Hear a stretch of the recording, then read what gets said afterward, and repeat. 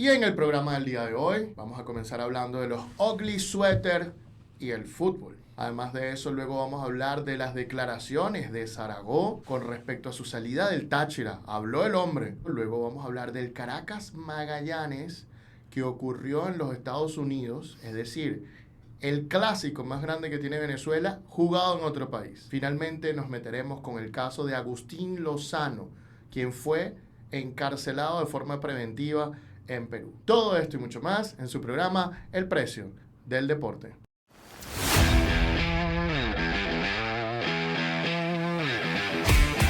El Precio del Deporte, producido por Laurel.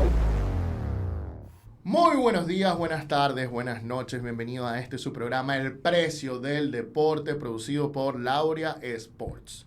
Soy su anfitrión Antonio Quintero, especialista en Derecho del Deporte, y es un verdadero honor y privilegio estar con ustedes el día de hoy para compartir y hablar de lo que más nos gusta: la gerencia del deporte, el derecho del deporte, el marketing deportivo, todo lo que está pasando detrás de vestidores del deporte.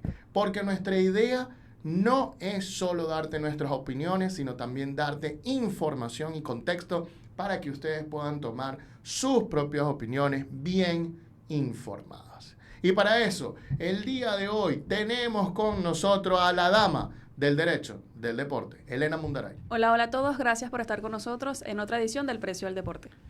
También nos acompaña el pivote del mercadeo del deporte, Andrés Moro. Hola, hola, ¿qué tal? Feliz jornada deportiva. Y por supuesto nos acompaña desde Uruguay el mago de la identidad y el diseño en el deporte, Brandon Bucket. Hola, ¿qué tal? Un placer estar de vuelta por acá. Y por supuesto nos acompañan también, lo más importante de todo este programa, ustedes. Gracias por regalarnos una parte de su día para dedicárselo a nuestro programa. Además estamos muy agradecidos con todos los comentarios que nos dejaron la semana pasada, particularmente en el tema del caso de Saragó, saliendo del Deportivo Táchira. También agradecidos con los haters, los que nos criticaron. Siempre agradecemos todo, es parte de la dinámica. Y aquel que hizo el comentario sobre mi figura deportiva, también se lo agradezco. No es por nada, pero yo también sé que tengo que rebajar un poquito, así que no me molesta en lo absoluto. Pero bueno, sin más ni más, nos vamos al primer tema del día de hoy: los ugly sweater y el fútbol. Brandon, coméntame, ¿qué es un ugly sweater? Icónicos, retros y coloridos. Así son los ugly sweaters de Classic Football Shirts, que es una compañía que se encarga de hacer camisetas retros. Tiene sede en Manchester, en Londres y también en Estados Unidos. Y acaba de sacar una edición especial navideña. Los clásicos suéteres que son feos, pero a la misma vez bonitos, pero en edición de fútbol. ¿Y en qué consiste? Agarra lo mejor de las mejores épocas de algunos clubes deportivos y lo lleva al estilo navideño. Me parece una maravillosa jugada si lo llevamos a un término futbolístico deportivo, porque evoca lo que siempre hablamos sobre por qué la nostalgia y lo retro funciona, porque te hace recordar los tiempos gloriosos de tus clubes favoritos, de tus instituciones o tus jugadores favoritos, y te permite llevarlo al día a día. Así que esta edición navideña de esta compañía me parece espectacular. Más adelante o en un rato vamos a dar nuestro top o el que consideramos los más bonitos, porque tiene muchas ediciones, muchos suéteres de la época de los 90, siendo que fueron los tiempos más gloriosos del fútbol. Pero aquí en la vista previa, en la primera imagen que ven a continuación, pueden ver que hay uno de la Fiorentina que me parece increíble. ¿Y qué pasa con estos suéteres? Que utilizan elementos o te dejan algunas pistas que son referencias a la imagen o la identidad del logo original del equipo en esa época. Podemos ver por lo menos aquí en el de la Fiorentina, que tiene un gorro de Santa Claus y la tipografía de Nintendo, que era el patrocinante de esa temporada, pero con una frase navideña. Eso me parece espectacular. Esta compañía es un tema ya lo vamos a hablar más adelante, capaz Antonio tenga más información sobre la propiedad intelectual, pero me parece que es algo de lo que están a salvo, porque muchas celebridades han pasado por esa tienda. personajes como Chiellini, Seedorf, Speed, Fabricio Romano, Trippier o hasta Pierre Gasly de la Fórmula 1 han estado y han posado camisetas retro de esta compañía, muchachos. ¿Qué le parece a ustedes esta iniciativa de Classic Football Shirts? Oye, Brandon, yo quedé completamente enamorado de esta colección. Cuando la empezamos a analizar fue un shock que sacaran tantas cuestiones y de repente, ¡pum!, golpe al corazón. Una decepción total, porque yo particularmente me gusta mucho el Manchester United y cuando llega la camisa, el suéter, el ugly sweater del Manchester, hicieron dos, por cierto, pero el primero que yo vi fue el de la clásica camiseta original del Manchester, amarilla y verde, con el nombre de Cantona, que bueno, el nombre de Cantona es espectacular, el más rebelde de todos los jugadores del Manchester, el que volvió al Manchester a la grandeza, sin duda alguna, ¿no? La cuestión es que cuando veo que es la verde y amarilla, me decepcioné, ¿no? Que no es por nada, pero esos son los colores originales del Manchester y por eso volvieron a crear camisetas de esos colores, antes de que cambiara al Manchester United, cuando era el Heaton. ¿Qué sucedió? Que después te sacaron una hermosa camiseta del año 99, que en la parte de atrás dice triplete, tiene el número 99 roja, que en vez de decir Sharp aquí, que es cuando ganaron la Champions en el 99, tiene otro nombre, todo el decorado igual.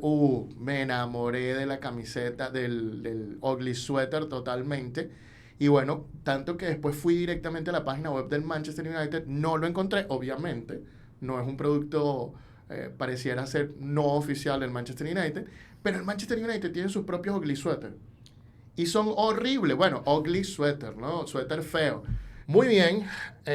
Andrés, ¿qué piensas tú de los ugly sweaters? Es un recurso alternativo, es algo bastante fue innovador en su momento, ya esto tiene varios años repitiéndose, cada vez vamos viendo más colecciones. Ahora me llama la atención, fíjate que tú hablas de Cantona, Manchester United, está la de Fiorentina, de Batistuta. Nos están mandando los suéteres a unas generaciones que vieron el fútbol o se criaron al fútbol hace mucho tiempo y nos están sacando de nuevas generaciones. Eso quiere decir que los ugly sweaters van dirigidos a una audiencia un poco mayor, no son tan jóvenes a los que están apuntando, y no sé si nos están llamando viejos, no sé si nos están llamando de mal gusto. Es bastante interesante de analizar. Algunos son bonitos, otros no. Son bastante interesantes para ver si se mueve ese mercado. Mira, me encanta lo que acaba de decir Andrés. Me encanta de que va dirigido a una audiencia mayor porque no va dirigido hacia mí, particularmente, porque no me gustan. No me gustan los ugly sweaters. No me gusta el formato original, que justamente es hacer algo gracioso con respecto a los suéteres navideños, justamente. Pero trasladarlo al fútbol me parece la idea perfecta, ingeniosa. Con eso estoy de acuerdo, chévere, pero sinceramente no me gustan, no me atrapan. Tengo entendido que esto fue una moda que, bueno, si se puede decir moda, ¿no? Que surgió en los años 50 en Estados Unidos. Justamente las personas en las tiendas, cuando estaban adornando ya por las cuestiones de Navidad, a alguien se le surgió la idea de también poner suéteres, entonces con renos, con arbolitos, y de allí viene surgiendo entonces esta idea de los ugly sweaters, que la idea también era hacerlo como estrambótico, llamativo, pasar un rato chévere en familia, con algo estrambótico, con algo diferente, pero trasladarlo al fútbol es lo que me parece ingenioso. Pero no me capta, no me gusta. Entonces ya entendí que, gracias Andrés, es que esto no va dirigido hacia mí. Yo quiero ver si esto me termina de captar o no. Brandon, ¿tú has visto cuántos salen estos suéteres? ¿Dónde los puedes comprar? Y vamos a hablar un poquito del precio, a ver si me animo o descarto la idea del ugly sweater en mi vida. En la página de Classic Football Shirts, en la tienda de Reino Unido, salen aproximadamente 40 libras, como $50, así que es una inversión importante. No sé si preferiría comprar un ugly sweater que nada más puedo utilizar en Navidad, porque quedaría raro utilizarlo en otra época del año, a menos que sea en invierno. Creo que preferiría tener otra pieza como que puedo utilizar en otro momento, capaz una camiseta de edición especial. Entonces compite mucho con otras alternativas que no sé si un ugly sweater sea la mejor opción. Como decíamos detrás de cámara, a mí me encantan, son feos pero me encantan, es la idea del recurso, pero no sé si es algo que yo me compraría. Me alegraría mucho si me lo regalan o si yo lo regalo a otra persona que es el que lo va a apreciar, pero no sé si es una pieza que preferiría por encima de una camiseta de juego. Lo que permite el ugly sweater es lo que busca, que el fanático quiere vestir los colores de su institución y su equipo en todo momento, pueda lucirlo en cualquier época del año, incluyendo las fiestas, muchachos. Hay que decir varias cosas de estos ugly sweaters, porque estos ugly sweaters de Classic Football Shirts no son exactamente cualquier tipo de ugly sweater, que era lo que ya Brandon explicaba, ¿no? No es el ugly sweater normal con renos y bastoncitos, que sí los tiene, pero es un ugly sweater evocando esos tiempos de los 90, como dice Andrés, con camisas clásicas, pero en vez de ser una camisa, ser un ugly sweater. En este sentido, te utiliza todos esos nombres. También está Zidane, también está Ronaldo, no Cristiano Ronaldo, Ronaldo el brasileño. También está Iván Zamorano con su clásica camiseta del Inter 1+8. Entonces sí va una nostalgia del pasado. Y en este sentido es muy importante hablar un poco de la propiedad intelectual. Le consulté a una amiga especialista en propiedad intelectual, Laura, que es muy conocida por nosotros, muy cercana a nosotros. Y Laura le dije, oye, ¿tú crees que esto, en tu opinión, pudiera afectar la propiedad intelectual? Y me dijo, sí. Hay que decir que el Reino Unido tiene una ley de camisetas, pero no solo es eso. Ella me dice que el hecho de que, aunque no sea igual a la camiseta, sino que sea una composición navideña de lo que fue esa camiseta y de lo que fueron esas cuestiones, puede generarte una infracción de propiedad intelectual por la composición del suéter. Te dice que la composición también es infringible en este caso. Pero estamos en una zona gris. Habrá que ver cómo reacciona la Premier League, si la Premier League reacciona de alguna manera, si hay un pacto de caballeros, si hay un pacto no dicho, etcétera, etcétera, para saber si esto va a funcionar o no. Y bueno, con respecto al tema de si lo compraría o no lo compraría, yo estoy en esa duda de si lo compro o no lo compro, pero Adidas todos los días saca un producto nuevo que me vuelve loco. Comenzó con las chaquetas este año, las track top original del pasado. Ahora se está sacando unos suéteres de todos los equipos también increíbles, que además se agotan así. Una cuestión impresionante, más las terceras equipaciones evocando cuestiones del pasado. Entonces, bueno, básicamente uno la tiene difícil en esta temporada para decidir si te quieres autorregalar algo o regalarle a otra persona. La tienes difícil realmente con tanto producto que hay en el mercado compitiendo por tu atención. Y $50, 50,99, casi 51. No es barato, no es un regalo de 20, de 25, de 30. Es un regalo que ya es la mitad de una posible camiseta o la mitad de una chaqueta. Entonces ya estás decidiendo entre el ugly sweater y la chaqueta. Me doy uno, pero no me doy los dos. Yo definitivamente no me lo compraría, no, ya estoy clara en eso, pero sí me interesa saber ahora la opinión de Brandon con respecto al top que tiene, ¿no? Para ver qué tal, qué le parecen a Brandito estos ugly sweaters. Debo admitir que me costó mucho, estuve un rato viendo, estuvimos viendo las opciones, hay varias. Y bueno, creo que me voy a quedar con este. Este es el top 5 de ugly sweaters de Classic Football Shirts. En el número 5 pongo la de la Juve con el dorsal de Zidane del 21, que me parece que tiene algunos detalles y pistas muy bonitos. Tiene los bastones entre las franjas blancas. Y me parece que utilizaron bien, parece una camiseta de fútbol y al mismo tiempo un suéter, entonces creo que me parece una de las más icónicas. Luego en el top 4, en la posición número 4, pongo la de Zamorano con el 1+8. Y lo que me parece curioso aquí es que la marca que viste al Inter, o vestía en esa época, el logo del Sush lo ponen con un bastón navideño. Eso me pareció súper gracioso. Y si se fijan, el escudo del Inter, que es círculo con estrella, lo ponen con una corona navideña. Eso me parece algo ingenioso. Y en las líneas negras tiene unos detalles de un Santa Claus. Entonces creo que por los detalles se merece un buen número 4. Y en el top 3 pongo las que más me gustaron. La número 3 me gusta mucho, la del Sporting de Cristiano Ronaldo. Me parece que es icónica y el patrocinante del frente tiene las abreviaturas de Navidad en inglés, así que me parece una joya. Que tenga el dorsal de Cristiano Ronaldo en sus inicios, me parece que es una de las más bonitas. Y luego en el número 2 está la del Manchester del triplete, que me parece excelente. Además, como es color rojo, es el que a mi parecer parece más navideño y me parece que es una pieza única. Sí estaría bueno, como dice Antonio, que la de Cantona hubiese sido roja y con el cuello. Me parece que hubiese sido un golazo. Y en el número 1, la que me pareció más hermosa, dentro de lo feo que puede ser el suéter, pero bonito al mismo tiempo, el de Batistuta color morado, que el logo lo utilizan como una referencia a la estrella de Belén. Tiene el Santa Claus con una especie de Mario, y la tipografía del patrocinante oficial, que debería decir Nintendo, también es alusivo a una frase navideña. Así que ese es mi top 5 de ugly sweaters de Classic Football Shirts, muchachos. La pregunta es para ustedes. ¿Les gustan los ugly sweaters? ¿No les gustan los ugly sweaters? ¿Les gusta este tipo de ugly sweater que hizo directamente Classic Football Shirts? ¿No les gusta? ¿Cuál es su opinión? ¿Lo comprarían? ¿No lo comprarían? ¿Sí lo darían de regalo? ¿No lo darían de regalo? ¿Qué les parece que el fútbol incursione en esto? ¿Ustedes son de los que creen que las camisas de fútbol son algo elegante para vestir en ocasiones especiales? ¿O son de los que piensan que no? Las camisetas de fútbol a uno lo hacen ver como una persona no correcta en ciertas ocasiones. Bueno, déjennos sus opiniones en la caja de comentarios. Habló Eduardo Zaragoza. La semana pasada hablamos de este tema, nos pareció un poco incongruente lo que había pasado. Ahora habló Eduardo Zaragoza y dejó también muchísimas dudas más. Y para esto, este es nuevamente un tema que nos trae Elena Mundaray para explicarnos qué está pasando con el Deportivo Táchira y Eduardo Zaragoza.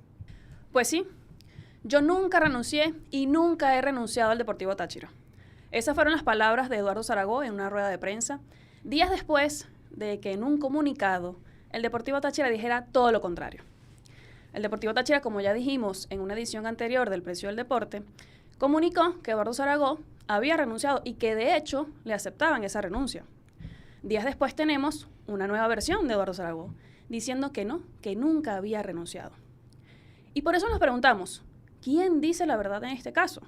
Porque las versiones son totalmente contradictorias. Ya la semana pasada evaluamos uno de los escenarios posibles y hoy, ya que tenemos la versión de Eduardo Zaragoza, vamos a seguir evaluando más escenarios, porque la verdad es que esto nos deja más preguntas que cosas claras, porque reitero, hay muchas contradicciones en esta historia. Pero para entrar un poquito en contexto y antes de evaluar los escenarios posibles de esta terminación laboral, tenemos que decir que, Eduardo Zaragoza dio una rueda de prensa y en esa rueda de prensa ratificó, mira, yo no he renunciado, yo sigo siendo director técnico del Deportivo Táchira porque de hecho no he recibido ni siquiera una terminación laboral, no he recibido una respuesta, no tengo un finiquito. Evidentemente ya se entiende que la relación terminó porque, ya el Deportivo Táchira tiene un nuevo director técnico, pero lo interesante sería ahora, teniendo en cuenta esta versión de Eduardo Zaragoza, hablar sobre cuáles son los escenarios posibles.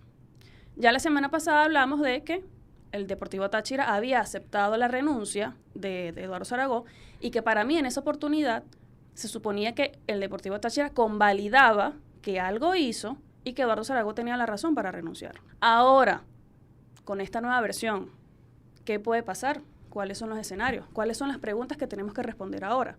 Porque Eduardo Zaragoza nos está diciendo, mira, yo no renuncié. Entonces, sí dice que había unas cuestiones de unas deudas del año pasado, de unos premios, que incluso estaba poniendo dinero de su bolsillo para unos jugadores, para pagarles, que esos premios eran importantes. Así que, oye, ¿hay razones para esa renuncia? ¿Hay razones para un despido? Eso es lo que vamos a discutir hoy en esta sección. Sí, yo quiero comenzar por el tema del finiquito. Quiero aclarar ese tema y quiero que conversemos un poco de esto. Que no haya un finiquito, en mi opinión legal, y Elena, tú me vas a decir si tú opinas igual o distinto, no significa que no hay una terminación de contrato. El finiquito es un documento que oficializa una terminación de contrato, pero que no es necesario para decir que hubo alguno. Hay muchas terminaciones de contrato que no tienen finiquito. No es necesario absolutamente un finiquito para decir que un contrato terminó. Un contrato puede terminar simplemente por falta de pago. Un contrato y no necesitas un finiquito. El finiquito a veces es bueno o es importante, entiendo yo, que es por el tema de poner un poco las deudas claras, poner un poco la terminación clara. Pero muchísimas veces no es así. Sí, exactamente. Un finiquito lo que te deja claro son las condiciones en cómo va a terminar, cómo terminó la relación laboral. No es necesario, evidentemente, firmarlo uno, si se entiende ya claramente que la relación terminó, pero el finiquito sí va a ayudar, o acuerdo de terminación laboral, acuerdo de terminación contractual, como le quieran llamar a ese documento. Sí es importante porque deja las condiciones claras que ahora se van a establecer entre las partes luego de esa terminación.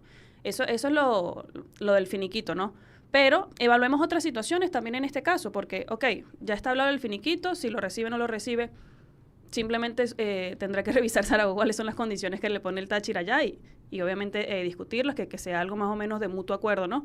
Pero vamos a evaluar otras opciones, porque esto nos deja, oye, más escenarios, creo yo, de los que teníamos la semana pasada. Sí, justamente. ¿Cuáles son los escenarios? Entonces, la semana pasada conversamos un escenario donde básicamente Zaragoza renunciaba y le aceptaban la renuncia. Eso fue un escenario que discutimos altamente la semana pasada y aquí en los comentarios pueden ver ese video de la semana pasada para ver ese escenario.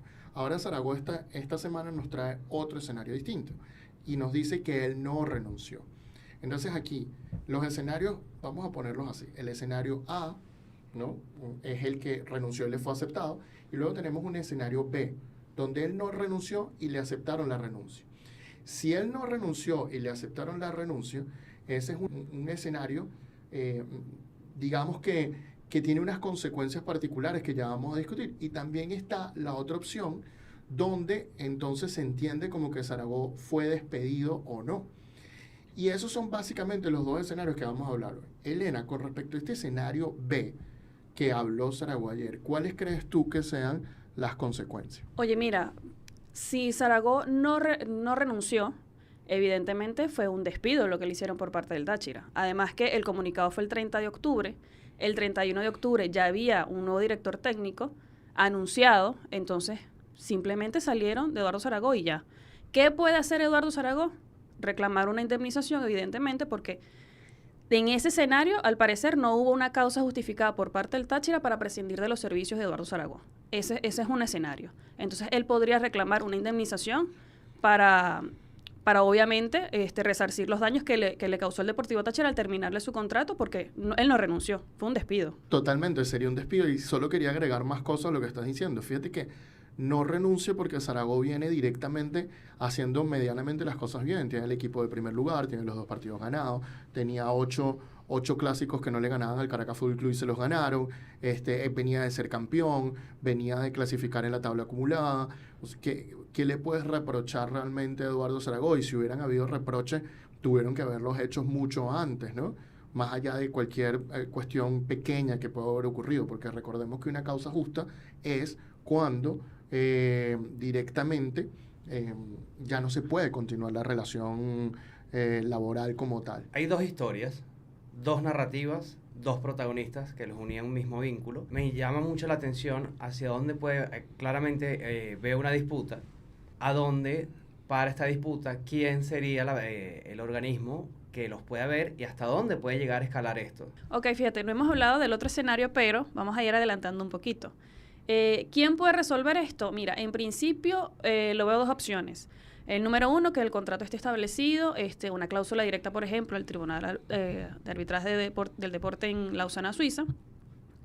Y la otra opción es que primero vayan a la Cámara de Resolución de Disputas de la Federación Venezolana de Fútbol, que es lo más probable que haya en este contrato de director técnico entre Zaragoza y el Deportivo Táchira, y luego haya, en todo caso, una apelación al tribunal en Suiza. Ese es el organismo, o por lo menos las medidas, las opciones que tendrían las partes para dirimir la controversia que probablemente haya. Bueno, y habiendo contestado a eso, vamos al siguiente escenario, ¿no? Que ok, ese es el escenario donde Zaragoza no renuncia y básicamente le aceptan una renuncia que no hizo, lo cual no se puede hacer, entonces se transforma en un despido. Y el otro escenario donde Zaragoza decidió irse sin una notificación, y entonces ahí se abren 2 escenarios distintos, donde ya no hay una renuncia de mutuo acuerdo como fue el año pasado, o como hablamos la semana pasada, disculpen, sino que lo que hay es, mira, me fui del equipo. ¿Y por qué decimos me fui del equipo? Porque así como decíamos la semana pasada, que Zaragoza decía, Zaragoza estaba de primero en el torneo, venía de ser campeón, podía ser campeón nuevamente, había clasificado a Copa Libertadores, ¿por qué se iba a ir? Y Zaragoza nos contesta en esta rueda de prensa, yo no quería irme. Perfecto, pero después cuando observamos su conducta posterior, vemos los siguientes hechos, ¿no? Vemos primero que Zaragoza indica antes del partido, ya tengo mi decisión tomada. Si tu decisión es continuar, ¿por qué tú vas a decir y vas a crear este halo de misterio diciendo ya tengo mi decisión tomada? No, uno pudiera contestar, no hay problema, los problemas los resolvemos adentro y vamos a seguir, hay que ser campeones. Pero no creas un misterio diciendo, mira, mi decisión ya está tomada. No, tú vas directo y respondes. Pero no solo eso, después del juego, Zaragoza no se presenta a la rueda de prensa. Podemos asumir que en ese momento ya le había llegado ese supuesto mensaje de WhatsApp diciendo te acepto la renuncia. Pero igual, después de 8 clásicos, sin ganarle a tu rival, te presentas en la rueda de prensa a celebrarlo, ¿sabes? Es algo importante. Pero no solo eso, sino que al día siguiente supuestamente había una reunión, según lo que él comentó. No se dio y publicaron el comunicado de prensa, pero no fue a entrenar. Y no solo eso, pasó no 24, no 48, no 72 horas, sino pasaron prácticamente 12 días para que Eduardo Zaragoza diera su versión. Si un comunicado de prensa sale el miércoles 30, Zaragoza pudo haber hablado el siguiente día, o al siguiente día, o al siguiente día. ¿Por qué esperar tanto? No es congruente su actitud con el hecho de que dijera que él no estaba renunciando. No significa que eso fue lo que pasó, no. Las situaciones de seres humanos son muy locas, pero te lleva entonces a este escenario directamente donde, bueno, también Zaragoza pudo haber terminado el contrato de alguna manera sin notificación. Y entonces eso te deja a dos temas, ¿no? Porque lo que quedaría aquí en evaluar es si esa terminación que ocurrió del lado de Zaragoza, digamos que de alguna manera del lado de Zaragoza, si creyéramos un poco lo que dice Táchira, básicamente esa terminación si cumplió con los requisitos de ley o no. Y eso nos deja en un punto gris. Y nos deja en un punto gris porque las terminaciones a veces tienen que ser con notificación y a veces no.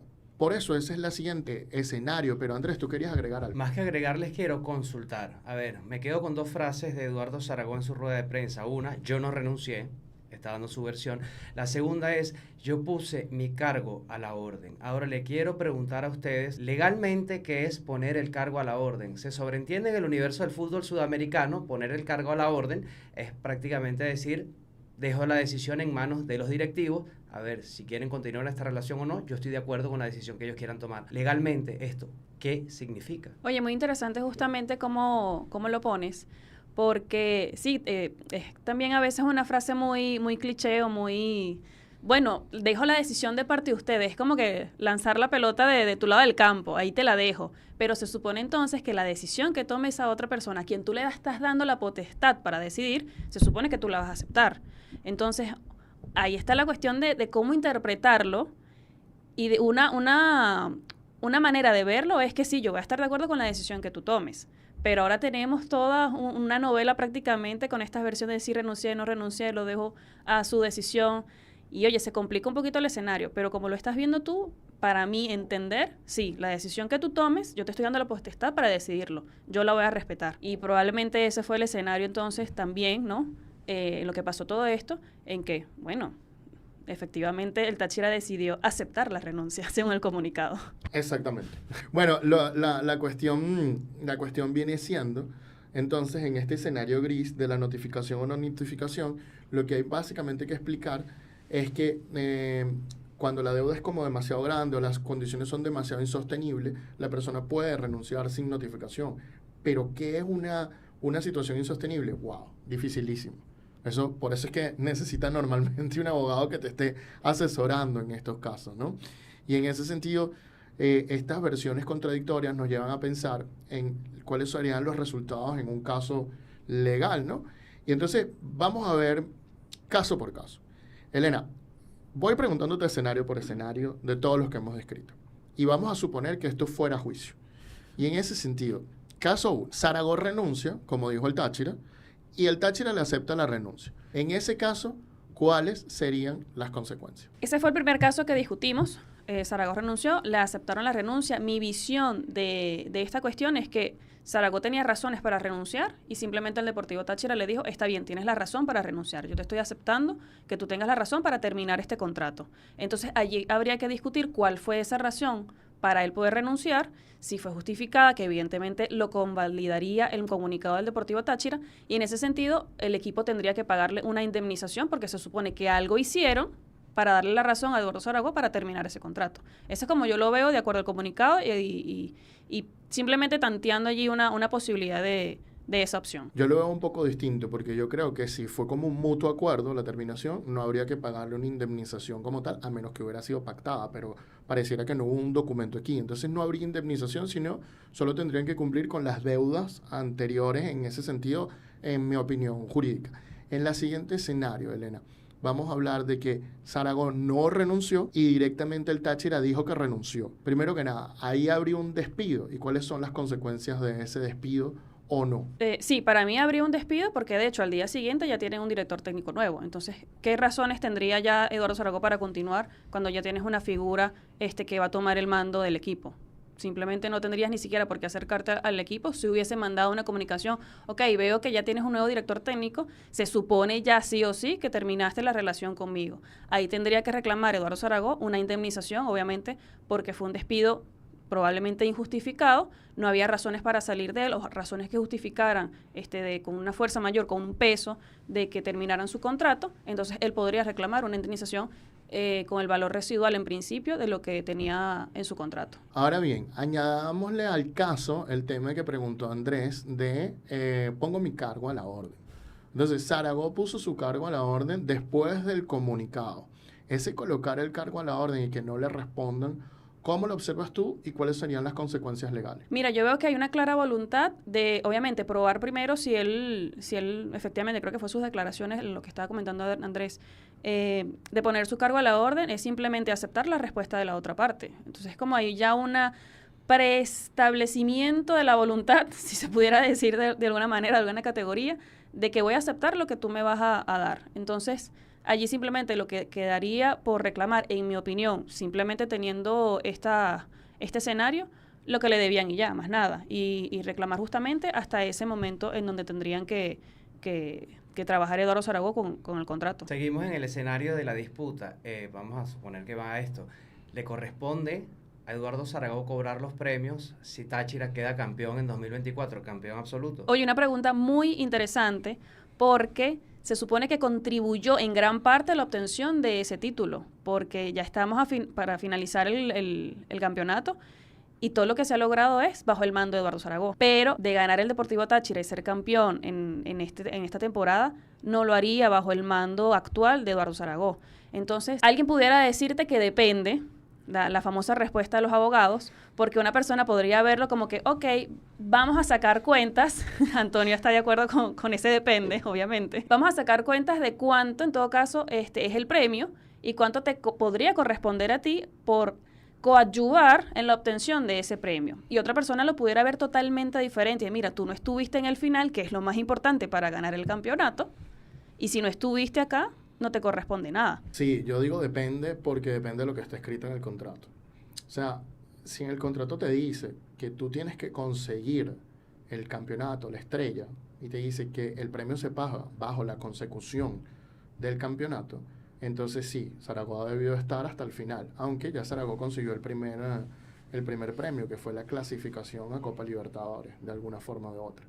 Ahora bien, si la cláusula dice algo así como que si el plantel logra la estrella y está redactada de una forma más genérica, entonces a Zaragoza sí le toca el premio. Porque independientemente de cómo él, de cuánto él haya participado o no, porque él contribuyó, pero todo depende de la redacción de la cláusula que él tenga. Porque la redacción de la cláusula es lo que te va a decir cuál es la intención de las partes. Entonces, si la intención de las partes fue colocar de que si tú conseguías la estrella o tú dirigiendo el equipo conseguías la estrella, te tocaba un premio, esa es una situación. Si el equipo consigue la estrella, si el equipo le consigue la estrella es más genérico y significa que vamos a valorar cualquier aporte que tú hayas hecho a eso. Entonces tiene que ver por ahí, pero Zaragoza ya le deben tocar premios de este año seguramente, porque él ya tuvo logros con el equipo este año como tal. Y probablemente, y lo usual es que también los equipos discutan con sus empleados justamente la consecución de varios objetivos. Entonces, lo más probable es que ya a Eduardo Zaragoza se le estén sumando nuevos premios, además de lo que él está reclamando del año pasado. Totalmente. Entonces vamos a otro escenario que creo que es importante conversar, y es el escenario donde simplemente Zaragoza decidió irse y el club básicamente dijo que renunció. Y en este otro escenario, ¿qué podríamos ver, no? Si supongamos que no hubo una notificación como tal, entonces se abren dos escenarios más. Se abre la pregunta, ¿se necesitaba notificación o no? Y en este sentido, estos dos escenarios nos generan dos respuestas completamente distintas. Digamos que cuando no se necesitaba notificación, entonces haría a Zaragoza como una ruptura contractual legal. Y al ser legal, le correspondería una indemnización. Y si Zaragoza, en el caso contrario, se llegase a considerar que el problema que había no era suficiente, entonces tendríamos un escenario B, donde Zaragoza sería culpable de la ruptura, y entonces Zaragoza sí estaría como condenado a pagarle algo al Deportivo Táchira. ¿Qué piensas tú, Elena? Sí, esos pueden ser los escenarios, y en el caso de que tenga que pagarle algo al Deportivo Táchira, obviamente se van a tomar en cuenta muchas circunstancias, ¿no? Pero en el caso en donde sea al revés, en donde sea Zaragoza, en todo caso, que tenga que pagar una indemnización al Deportivo Táchira, hay que tomar en cuenta entonces todas las deudas también que tenga el Deportivo Táchira y hacer una especie de compensación para ver cuál sería el resultado de esa indemnización que se esté reclamando. Bueno, súper técnicos el día de hoy con este caso, pero ahora vamos a hablar de los temas que nos deja la rueda de prensa, ¿no? Porque es muy interesante todas las cosas que Zaragoza dice, y ya lo vimos desde el punto de vista legal. Vamos a verlo un poco desde el punto de vista comunicacional y de gerencia en todo caso. Andrés, cuéntanos un poquito, ¿qué te parece el hecho de que Zaragoza haga una rueda de prensa 12, 13 días después del comunicado del Táchira? Oye, eso es una pregunta que me hubiese gustado hacerle personalmente en esa rueda de prensa. ¿Por qué se tomó este tiempo? Desconozco si fue por el tema de salud que el mismo Zaragoza confiesa. La verdad no lo sé, lo creo un poco desatinado, sobre todo porque ya la versión del club pasó hace mucho tiempo. Veo varios elementos contradictorios en el discurso de Zaragoza, en alguna de sus cosas, en varios de sus argumentos, pero es interesante, más que buscar la verdad o no, hay cierta incongruencia en algunos de los puntos, y me queda la gran pregunta. A mí me deja varias preguntas, por supuesto. Una es, ¿por qué tan tarde? Dos, ¿por qué no seguiste yendo? ¿Por qué tan tarde? Es lo que a mí me deja. No sé si se tardó mucho en consultar con abogados, no sé si de verdad sintió la necesidad 2 semanas después. Yo no entendí, la verdad, y no lo hubiese hecho de esa manera. Creo que hubiese sacado un comunicado mucho antes, respondiendo a esto. Apenas el club me dice que él renunció, yo pongo, mira, yo no renuncié, con mis argumentos, y después hubiese insistido con alguna rueda de prensa, o hubiese ido a alguna entrevista a un programa de radio o de televisión o un podcast, un web show, lo que sea, para yo hablar de esto y dar mi versión, porque sí hubo un retraso de 1 semana con respecto a la otra versión, al lado B de la historia. ¿Quién tiene la verdad? ¿Quién tiene la razón? Parece que hay varios factores, hay varios elementos, y cada uno se apalanca sobre sus propias realidades. Ahora no estamos acá para juzgarlos, pero sí vemos un desequilibrio en el tiempo y en la línea de tiempo de lo que ocurrió. Sí, yo creo que en la rueda de prensa, además, Zaragoza es un crack hablando. Nadie puede decir lo contrario. Es un crack hablando, un crack como técnico también, lo ha demostrado. Pero hablando es un crack. Él es licenciado en comunicación social, entiendo yo. He tenido la oportunidad de compartir con él en el mismo equipo y trabajar. Sé que Andrés ha tenido la oportunidad de entrevistarlo también en algún momento. Creo que él planificó su cuestión muy bien. Y con todo y eso creo que habló demasiado, porque se contradecían algunas cosas que decía, ¿no? Decía que el Táchira siempre le cumplió, pero después decía en algún momento que cuando el Táchira no cumplió, él le prestó a su cuerpo técnico dinero hasta que el Táchira cumplió. Entiendo yo que eso era cuando estaban comenzando, pero entonces no fue que siempre cumplió. Entonces ahí hay serias incongruencias, pero Zaragoza además hace una rueda de prensa bastante emocional, donde Zaragoza te cuenta 1000 cuestiones que hizo por el equipo, como que ayudó a mucha gente, recontrató a una serie de personas, etcétera, etcétera, etcétera, etcétera. Entonces, en ese sentido, pareciera una rueda de prensa muy planificada y que él está buscando simpatía hasta cierto punto. ¿Cómo lo ves tú, Elena? Oye, toma en cuenta muy bien lo que dijo Andrés, no de por qué se demoró tanto, pero yo creo que también tenemos que tomar en cuenta y llamarlo, no sé si factor humano, de que pudo haber sentido también Zaragoza con lo que pasó en esos días de, oye, me lanzan un comunicado cuando yo no había renunciado, entendieron mal mis palabras, según su versión él intentó acercarse y reunirse y no fue aceptada su reunión, o no lograron reunirse, no lograron verse, mandó unos mensajes y supuestamente no le respondieron, está esperando todavía por un finiquito, por una terminación. Entonces yo creo que también hay que tomar en cuenta todo lo que está pasando detrás que no sabemos, que desconocemos, pero sí coincido con Andrés que fue un poquito tarde, porque oye, la situación estaba también para aclararla, ¿no? Porque tomando en cuenta más bien la figura que es Eduardo Zaragoza, oye, de cómo había llevado al Táchira y que todo esto se diera de una manera tan sorpresiva, ganando el clásico, a punto de quién sabe si lograr el campeonato, de viniendo de lograr otro. Entonces, oye, es una situación bastante extraña, pero en un momento él sí dice que no todo es bonito. No todo fue bonito con el Táchira, y eso lo dice en sus declaraciones, porque justamente como comentaba Antonio, sí había como que una disconformidad con unas cuestiones, la deuda de los premios está más que clara, lo dijo durante toda la rueda de prensa, supuestamente los pagos de mensuales sí estaban al día, que puede que hubiesen unos retrasos, pero sí estaban al día. Entonces te deja que la relación era como que bastante extraña, ¿no? Porque estaba ganando, iba todo viento en popa al parecer, pero administrativamente, gerencialmente o monetariamente las cosas no estaban tan bien. Y oye, también pone de ejemplo el desagrado de los jugadores, que las cosas que tenía que hacer para que no se le descarrilaran con lo que estaba pasando, porque incluso puso un ejemplo de que a un jugador le debían un dinero que podría equivaler a 6, 8 meses de salario con respecto al premio, me imagino. Entonces, oye, es una cantidad importante, es una queja importante también, y que él hubiese tomado el mando de hacer ese reclamo por sus jugadores, me parece también que tiene su punto de valor, su punto de honor. Pero ¿cómo terminó la relación? Oye, es lamentable, ¿no? Desde el punto de vista de Eduardo Zaragoza. Y nada, creo que esas son las impresiones principales que podemos tener de esta rueda de prensa. Por supuesto, Zaragoza tiene todos sus argumentos, todas sus razones para expresarse.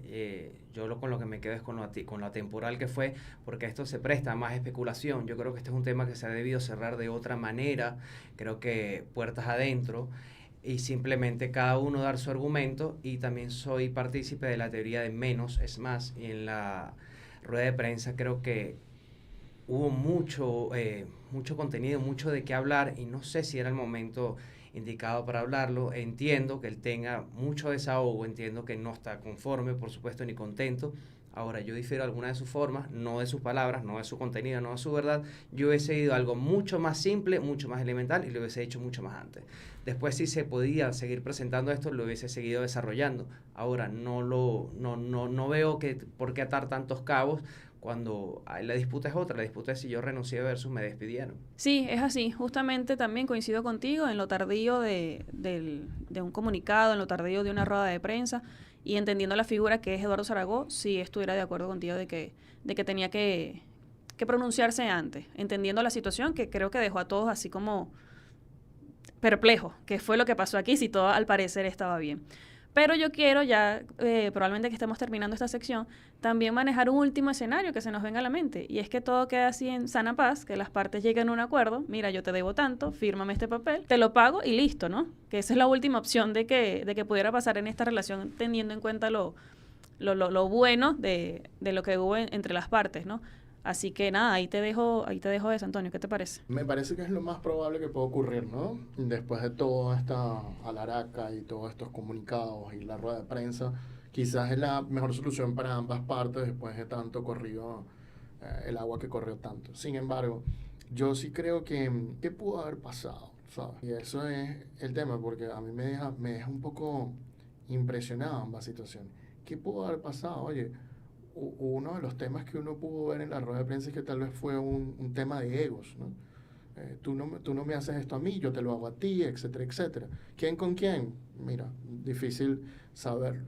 también puede haber otra cosa detrás que no sepamos y que no ha sido contada ni en los comunicados ni en la rueda de prensa, algo que esté incentivando a Zaragoza a dejar el club o algo que esté incentivando al club a dejar a Zaragoza. También hay otro hecho allí que habría que observar, ¿no?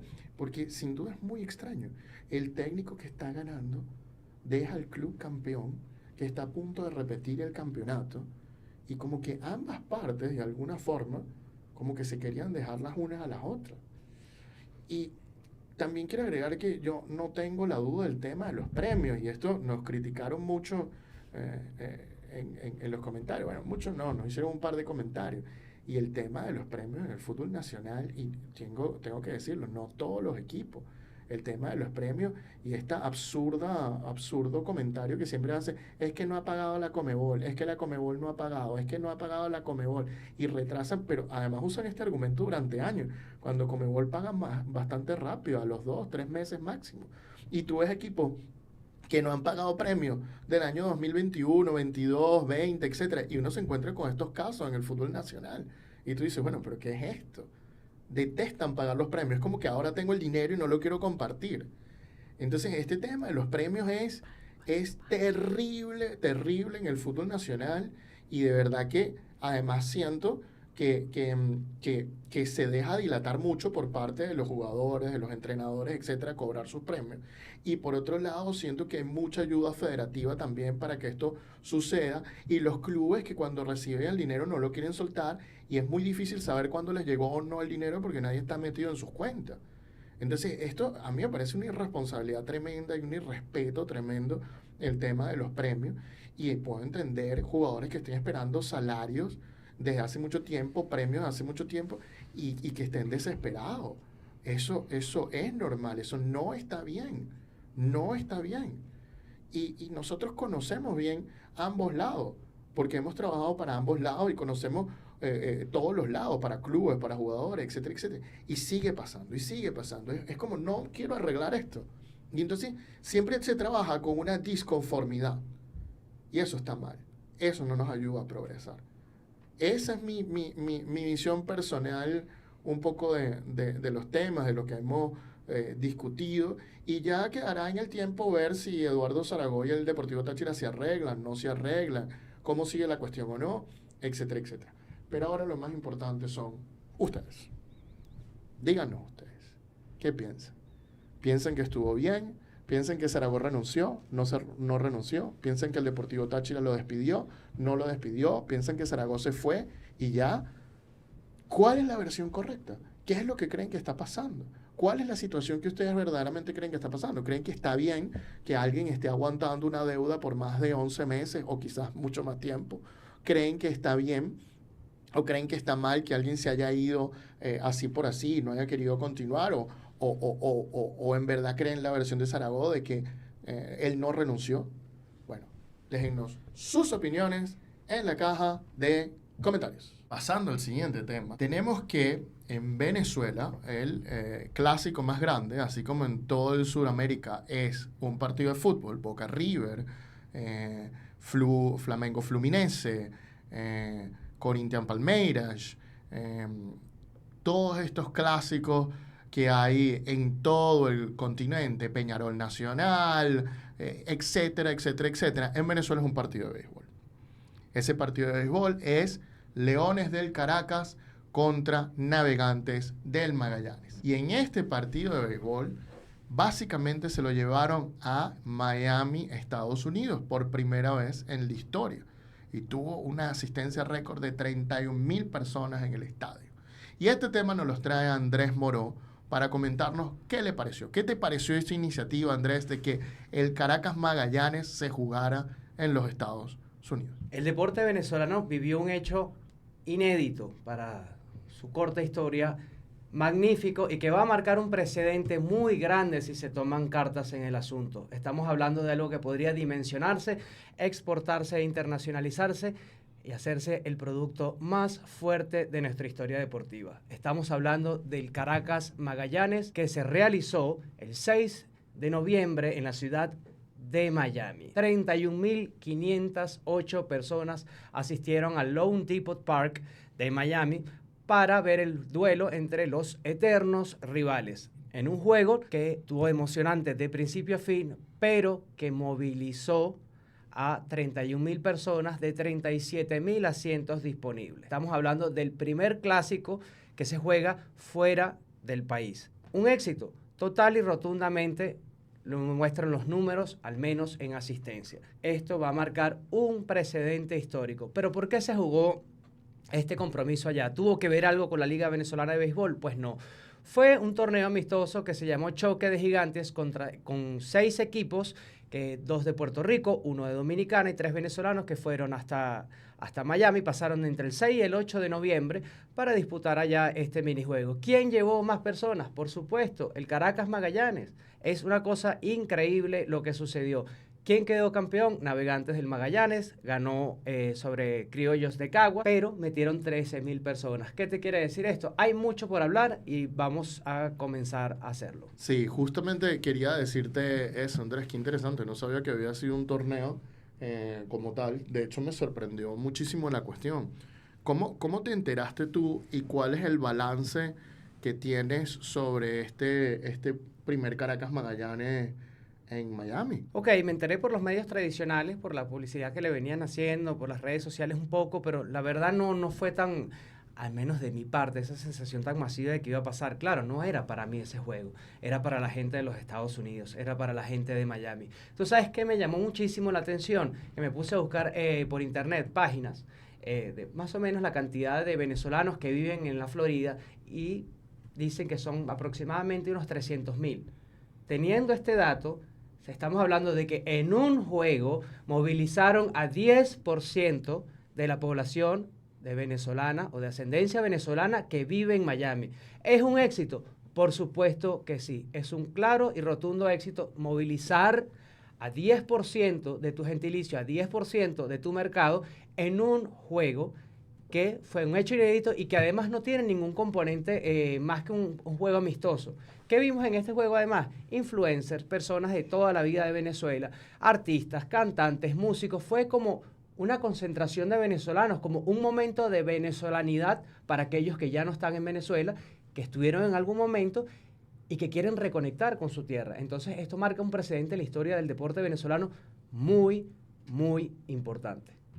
Es un llamado de atención para los encargados del béisbol venezolano, porque esto que sucedió a mí me pareció a lo que suele hacer la MLB cuando lleva algún partido a México, a Inglaterra o incluso a continente asiático, y creo que un Caracas Magallanes es el producto deportivo que tiene el poder, el potencial de movilizar tanta gente en cualquier parte del mundo donde se encuentren venezolanos, obviamente. Así que este podría ser un punto de arranque para que capaz el año siguiente se organicen algunos clásicos fuera del país, que si bien podría ser un disgusto para la gente que quiere ver esos partidos en Venezuela, no olvidemos que hay muchos venezolanos fuera de nuestras tierras que estarían encantados de poder tener esa posibilidad. También podría jugarse una hipotética final, un partido de una final, así como se hace en España, que están llevando prácticamente las finales a otros países. Y es una entrada de dinero importante, así que creo que el Caracas Magallanes es una buena opción para que todo el mundo esté feliz, tanto fanáticos, instituciones y hasta la misma liga organizadora. Con respecto a que ya MLB, por ejemplo, ha tenido diferentes juegos en otros países, en otras ciudades. Por ejemplo, el primer juego de la MLB fuera de sus fronteras se jugó en el año 1996 en Monterrey. Siguieron jugando en México, han jugado en Japón, en Puerto Rico, entendiendo que bueno, aunque es un estado asociado a Estados Unidos, en lo deportivo se diferencia un poco. También ha jugado en Australia y además este año tuvieron unos juegos en Japón. Y de hecho ya salió el cronograma de la liga del año que viene, de la MLB, y el juego inaugural, el 2025, entre Dodgers y Cachorros, será en Tokio. Y además esto es importantísimo porque tanto los Dodgers como los Cachorros tienen jugadores japoneses. Tienen una figura, por ejemplo, los Dodgers, como Tani. Oye, eso te arrastra un montón de gente porque están interesados primero en ver uno de los deportistas más importantes de esta década, de estos momentos, y además uno de los suyos, un japonés. Y además enfrentado también con un equipo que también tiene japoneses. Entonces es la idea perfecta para atraer al público que, si bien a los japoneses obviamente les encanta el béisbol, oye, te arrastra más gente todavía. Entonces, Andrés o Brandon o Antonio, quisiera saber su opinión. ¿Creen que estos juegos tienen que darse sobre todo en el béisbol venezolano, en el deporte venezolano, aprovechando esa diáspora que hay en otros lados para generar más visualizaciones e incluso también arrastrar a otro tipo de fanáticos para el deporte venezolano? Por supuesto, pero aquí hay un elemento diferenciador, que tú estás hablando de la MLB. La MLB es la mejor liga de béisbol del mundo. Entonces ese producto se puede internacionalizar porque es el mejor. Un Caracas Magallanes, no estoy seguro de qué tanto impacto puede tener en el top 5 de ligas mundiales, pero tenemos un elemento muy a favor que lamentablemente por otras circunstancias se dan, pero que está, que es la diáspora venezolana, los 8 millones de venezolanos que viven afuera según las cifras de la ONU. Entonces, oye, tenemos un producto que nosotros podemos exportar y que podemos pensar a futuro en que las generaciones futuras y que se empiecen a crear pequeñas comunidades y pequeños nichos de otros países, de esas personas que también le empieza a gustar el béisbol de una u otra manera. Pero primero tenemos que captar al venezolano que está afuera, hacer un producto fuerte para poder venderlo, que sea competitivo. Es más, yo le agregaría hasta un adicional, que es que formara parte de una competencia, porque un torneo amistoso puede aburrirte ya el segundo o tercer año. En cambio, si lo pones en como calendario de la liga, oye, un Caracas Magallanes en Miami te va a llenar si estás jugándote un partido importante, un juego importante. Tiene muchos retos, por supuesto. Primero, el tema de los visados para los jugadores venezolanos, el tema de la conectividad de los vuelos. Hay un tema que es difícil, que es complicado también, que es la estructura del diamante del béisbol. No es adaptable para cualquier estadio, tiene que ser para estadios modernos donde se pueda hacer este tipo de adaptaciones. Pero ¿por qué no soñar con un Caracas Magallanes en el Bernabéu si se puede poner el diamante en el medio de la cancha? ¿Por qué no hacerlo? En España hay suficientes venezolanos para llenar ese estadio. Es algo muy ambicioso, es algo que se tiene que pensar a futuro, pero creo que podemos empezar a tocar las puertas con países un poco más cercanos a nosotros y que tienen muchas más personas que ellos. Por ejemplo, Colombia, habría que analizar la oportunidad. Perú, habría que analizar la oportunidad, o Chile. En esos 3 países, si encontramos la forma de meter un diamante en un estadio, tenemos un éxito garantizado. Sí, sabes que mientras ustedes hablan, y lo comenté antes del programa, yo lo único que pienso es cómo en este caso el Caracas Magallanes es éticamente correcto y cómo muchos otros partidos que han llevado a otros lados no han sido éticamente correctos, ya están desatadas investigaciones judiciales. Me refiero, por ejemplo, a la final Boca River, que se llevaron al Bernabéu justamente, y aquí en Sudamérica eso se vio terrible, porque además nos vimos como los que no podemos organizar un partido de fútbol, y que somos unos negligentes.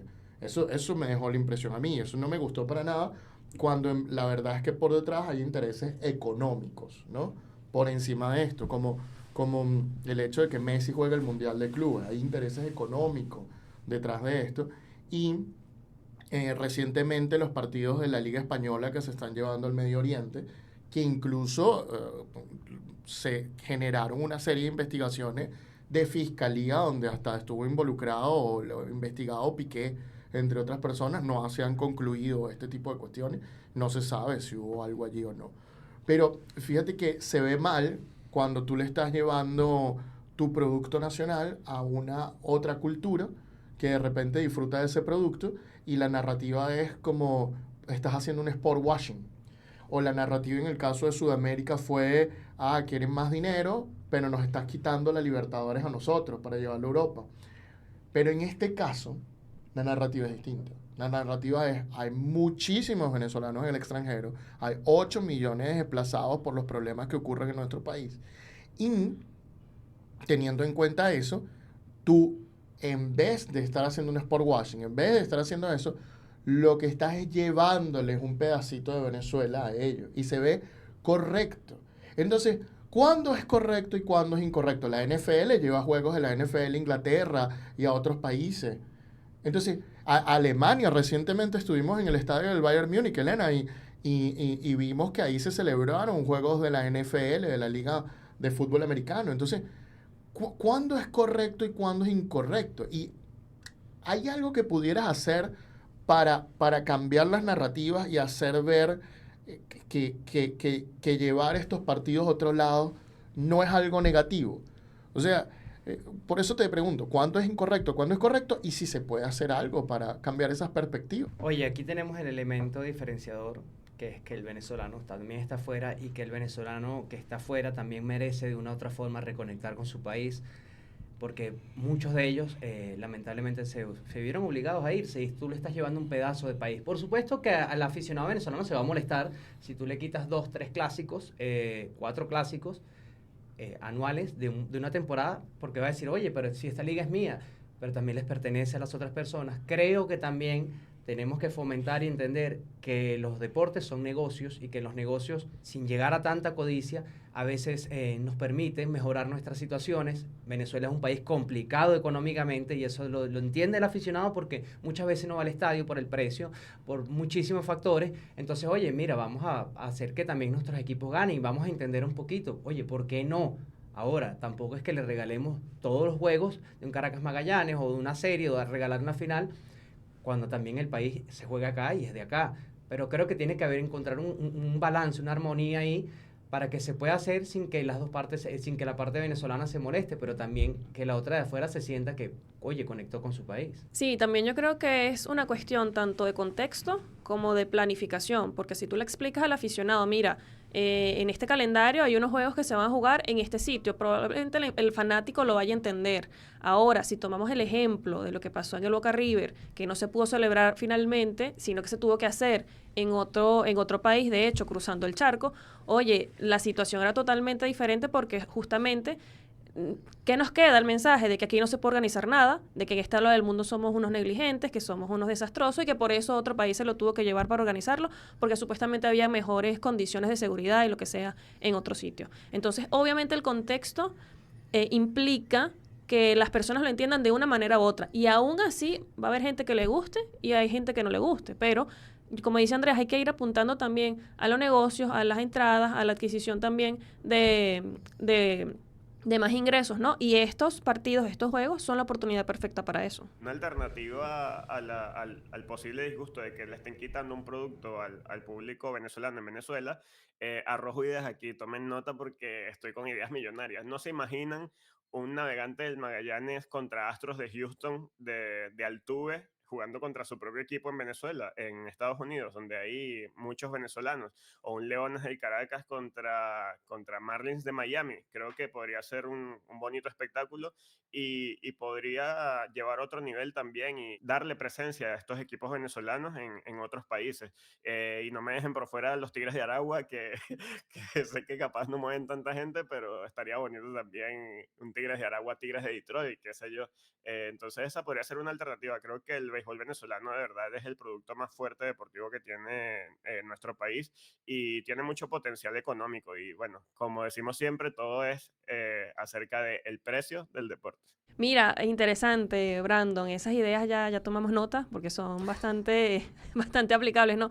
Mira, no sé si la memoria me está fallando en este momento, pero en Venezuela han habido juegos de exhibición al menos de MLB. No sé si en alguna oportunidad, esto fue por los años 60 o algo así, no sé si en alguna oportunidad hubo uno de esos juegos de exhibición con equipos locales, no lo recuerdo en este momento, pero oye, es una gran idea y además bastante interesante, ¿no? Ahí se ve el poderío que tiene el béisbol entonces. El potencial es inimaginable, o sea, el potencial hay que verlo. Ojo con esto, un Caracas Yankees en Nueva York sería un espectáculo, pero tenemos que analizar una situación. También tenemos una competencia en la que estamos suscritos, que es la Serie del Caribe, entonces por ahí le podríamos robar protagonismo a una competencia y podría ser un arma de doble filo, al menos para Venezuela como país beisbolero, para estas competiciones internacionales, ¿no? Habría que analizarlo, habría que ver cómo hacer o hacer que esto sea parte de la Serie del Caribe. Lo que estamos hablando ahora es, fíjate que por ejemplo el Caracas Magallanes llevó 31,000 personas, Magallanes jugó la final contra Criollos de Caguas y fueron 13,000 personas. Entonces te quiere decir que tiene que complementar con los dos. Eso es el clásico, yo creo que es lo que más tiene arraigo en el venezolano, es un Caracas Magallanes en cualquiera de las generaciones que tú puedes tener presentes y tiene que serlo, juro. Tienen que estar las dos partes y después podemos incluir a otras personas, a otros aficionados, a otros clubes que tienen aficionados muy importantes como el Zulia, como el Lara, pero creo que el Caracas Magallanes es el primero con el que debes probar porque es prácticamente lo mejor que tienes. Bueno, Andrés sigue dejándote tus Tigres de Aragua, Brandon, por fuera. Es impresionante que hasta se lo dices y no, menciona a todos los demás equipos. Entonces yo voy a tener que mencionar los Bravos de Margarita. Yo no soy de los Bravos, pero le tengo mucho cariño porque mi familia es de Margarita. En fin, yo estaba pensando también mientras ustedes hablaban de que los partidos que se llevaron en esos casos que fueron muy criticados fue la final de la Copa Libertadores, la vuelta de la final de la Copa Libertadores. Y además de eso fue la final de las Copas del Rey, entre otras cuestiones. No fue un partido random de las competencias, fue el partido más importante. Yo recuerdo, Andrés, y tú me vas a disculpar, que tuvimos una conversación y un debate bien interesante cuando la Copa Libertadores cambió de doble sede a una sede única. Y tú estabas molesto. Y yo creo que la razón de por qué tú estabas molesto era porque te estaban quitando la oportunidad de ir a una final. ¿Por qué? Porque antes tú, con el formato anterior de la Copa Libertadores, tú te garantizabas una parte de la final en tu estadio, ya fuera la ida o fuera la vuelta, pero te garantizabas una en el estadio del club que tenías al lado. Mientras que con el nuevo formato ya no tienes final, vas a tener que viajar a otro país a ver la final. Es todo un tema y creo que también lo de la Copa del Rey fue un poco por eso. Estás quitando no cualquier partido, sino el partido más interesante. Habría que ver si le quitas un Caracas Magallanes a la afición venezolana, uno de los competitivos de verdad, también a ver cómo va a reaccionar. Porque es doloroso que te quiten algo que tú sientes que tú tienes el derecho de verlo más que cualquier otra cultura, ¿no? Entonces también por ahí parte la narrativa, que es verdad, el sport washing, el que quedamos mal, pero también le estás quitando algo al fanático. También puedes modificar el calendario, puedes agregar más partidos, puedes jugar con eso. Estamos hablando de que money talks, ¿okay? El dinero siempre habla y yo estoy seguro que vender camisetas en España, Colombia, Perú, Chile y Estados Unidos, las camisetas de béisbol de Caracas y Magallanes, vas a sacar mucho más ingresos económicos que lo que vas a sacar aquí en Venezuela, estoy seguro. Pero no siempre el dinero tiene que hablar. De hecho, hay normas que te dicen que el interés deportivo debe estar primero. Al menos las he leído en la UEFA y no es que últimamente le estén prestando mucha atención nadie, ¿no? Pero hay veces que hay que preservar el interés deportivo y el interés de tu público en general.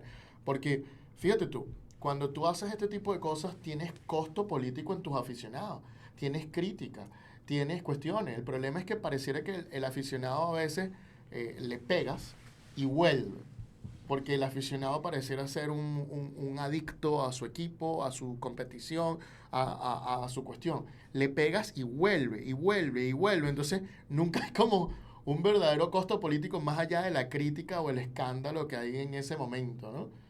En ese sentido. Sí, mira, yo creo que todo con medida, ¿no? Y justamente comentaba al principio la planificación. Ya desde este año, por lo menos, sabemos que MLB va a jugar unos partidos inaugurales el año que viene en Japón. Ya el fanático lo sabe con un año de antelación.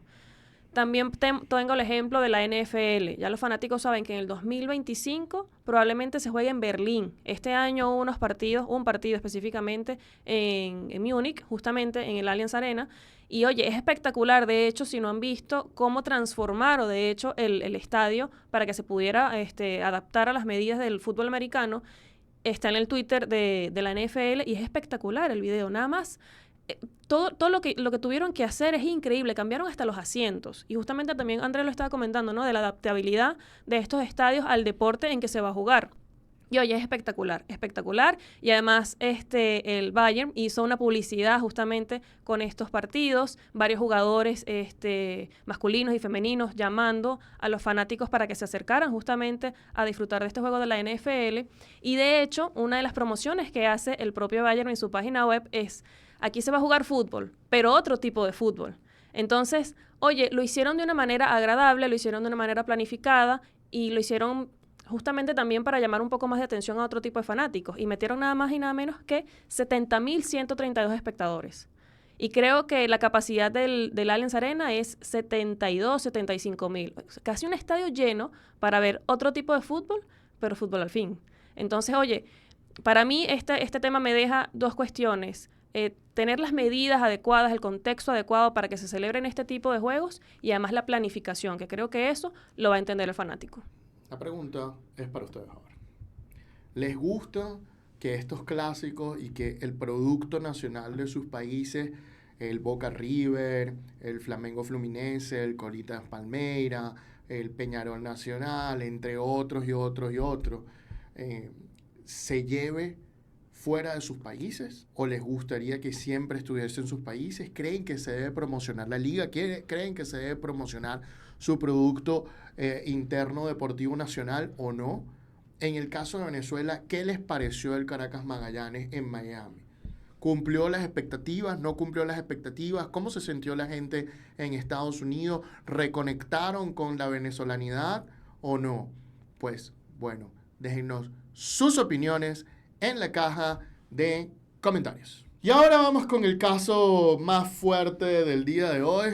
El caso Los Galácticos, que también vamos a responder por qué se llama así.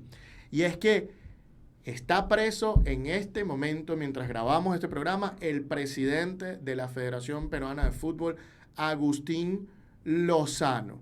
Sin embargo, es una prisión preventiva por 15 días. No sabemos si se va a extender o no. ¿Y por qué está preso? Bueno, por una investigación de la Fiscalía de Perú que lo investiga en 14 hechos distintos. Pero antes de comenzar con este tema, ¿quién es Agustín Lozano? Es un chico que viene de una familia muy humilde. Digo chico porque estoy recordando su pasado, no porque actualmente lo sea. Viene de una familia bastante humilde que de alguna manera llegó a la empresa de aguas de su región. De allí llegó al fútbol, a la liga departamental de su región, y de allí se convirtió en alcalde de su región. Fue alcalde durante 8 años y en el año 2018, con la salida del antiguo presidente de la Federación Peruana de Fútbol, Edwin Oviedo, por también una investigación criminal, en ese caso era por el asesinato de varias personas, que recientemente quedó demostrado que Edwin Oviedo no tiene nada que ver con ese asesinato y fue absuelto hace 2 meses, en agosto de 2024, pues bueno, con la salida de Edwin Oviedo es que llega Agustín Lozano a la presidencia de la Federación Peruana de Fútbol. Casualmente, incluso entiendo que el anterior presidente de Edwin Oviedo, Burga, era padrino de uno de los hijos de Agustín Lozano, así que me parece que es una persona que ha estado bastante conectada porque tiene prácticamente relación con los últimos 2 presidentes de la Federación Peruana de Fútbol, que ambos han salido con escándalos criminales. En el caso de Edwin Oviedo fue limpiado este escándalo criminal y él justamente trabajó, por cierto, con Edwin Oviedo. Y bueno, él y 8 personas más o 7 personas más fueron capturadas. ¿Y por qué le dicen el caso Los Galácticos? Que eso fue una de las cosas que más me impactó. ¿Por qué le dicen el caso Los Galácticos? Bueno, porque están los dirigentes más grosos o más importantes, varios de los más importantes del fútbol peruano. Entre ellos tenemos a Karen Madriotti, que es presidenta del Club Academia Cantolao y que también es parte de la Federación Peruana de Fútbol, Sabrina Martín, secretaria de la Federación Peruana de Fútbol, Jean-Marcel Rovilán, ex secretario de la Federación Peruana de Fútbol, Humberto Miñán Almanza, presidente de la Liga Tumbes, Joel Raffo, presidente del Sporting Cristal, uno de los clubes más importantes de Perú, Norma Alba, operadora de venta de entradas, Freddy Salazar Rodinel, contador de la Federación Peruana de Fútbol. Todos ellos fueron apresados por este caso Los Galácticos, de los dirigentes más grosos del fútbol peruano. Sí, es lo que he estado enterándome, ¿no? En este sentido, ¿de qué se les acusa? Bueno, hay que decir que estas detenciones se producen en el marco de una investigación. Es decir, todavía no hay un proceso judicial en curso, un proceso ya de decidir si ellos son culpables o no, sino que la Fiscalía solicitó que fueran apresados por 2 razones. Se lo solicitó un juez como una medida prejudicial, es decir, antes de un juicio. ¿Para qué?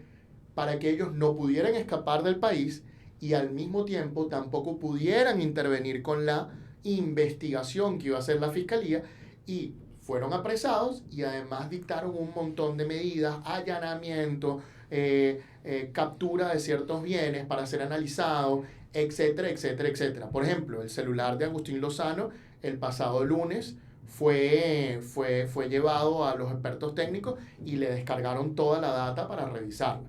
Ese es un ejemplo de estas medidas prejudiciales. Al final de la investigación se va a decidir si se le acusa o no, y en este sentido ver qué puede pasar con él.